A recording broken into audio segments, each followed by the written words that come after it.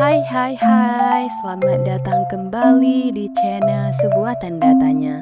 Hari ini kita akan membahas tentang demo di Italia yang bergejolak setelah Israel menghadang kapal global Sumut. Ya, kamu nggak salah dengar.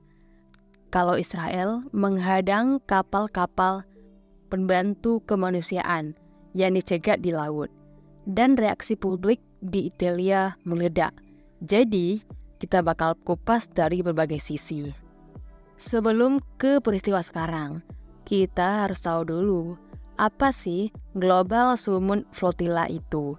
Jadi, menurut Wikipedia, Global Sumut Flotilla atau GSF adalah inisiatif kemanusiaan internasional tahun 2025 yang bertujuan menembus blokade laut Israel ke jalur Gaza dan mengirim bantuan.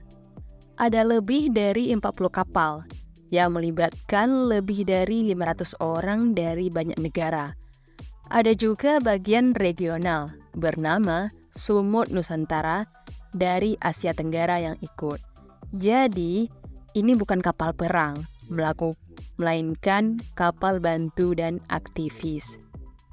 Menurut CNN Indonesia, sekitar 8 kapal terpaksa berhenti.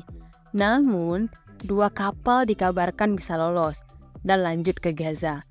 Tapi di sisi lain, menurut detik.com, pemerintah Israel mengklaim nih, kalau tidak ada satu kapal pun yang menembus blokade.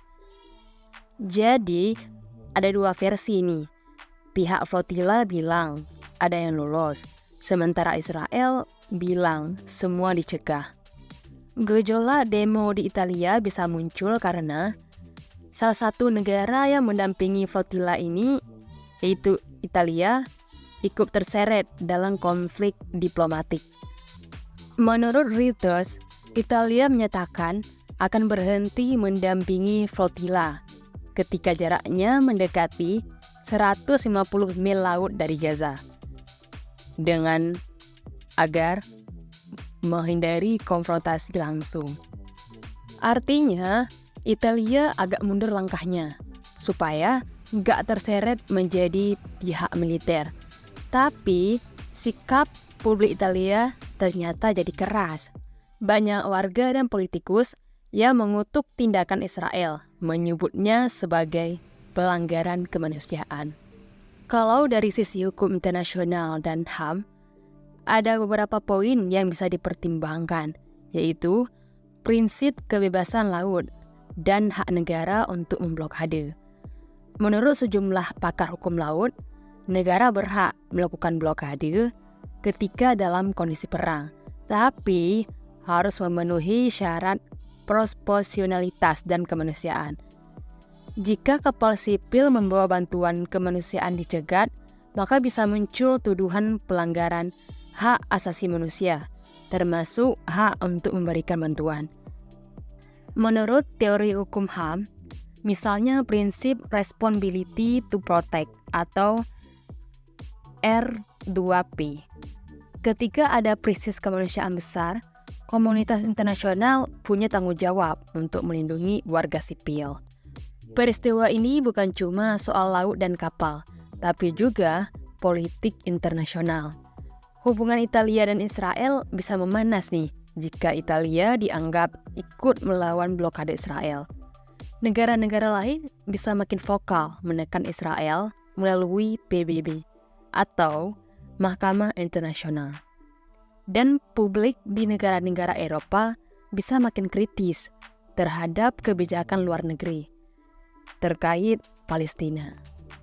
Jadi, ini bisa jadi titik balik dalam tekanan diplomatik global terhadap konflik Israel-Palestina.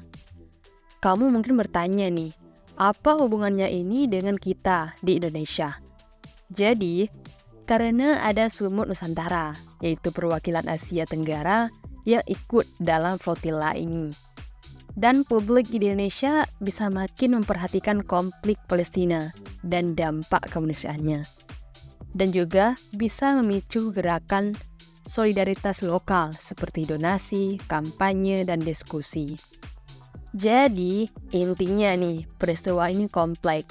Ada kepentingan kemanusiaan di dalamnya, kenegaraan, serta opini publik. Terima kasih telah menonton video ini. Jika kita ingin berdiskusi lebih lanjut, jangan lupa tinggalkan komen di kolom komentar ya. Dan jangan lupa like, subscribe, dan share. Bye-bye.